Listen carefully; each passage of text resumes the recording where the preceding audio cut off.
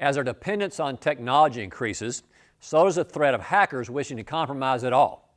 Richard Thieme, an expert on electronic security, came to Murray State to talk to computer science majors about how we can better safeguard the technology on which we depend.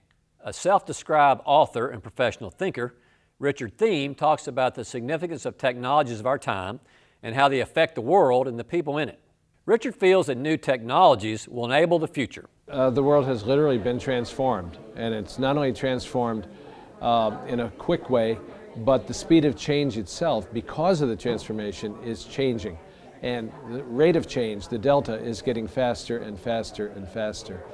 And therefore, because our political, our social, our spiritual lives are shaped by the technologies of our time, we don't see, when we're born into them, how they shape us.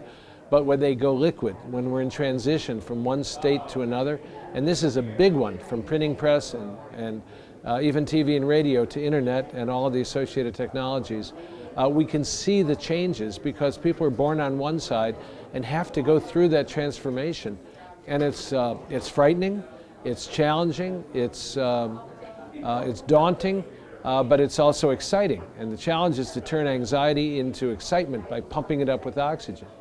It affects every aspect of our lives. The boundaries around our organizations, even our sense of ourselves. Amber Harris, marketing specialist for Murray State's Telecommunications Systems Management, spoke highly of Richard Thieme and how paramount having him speak at the Patterns Distinction was.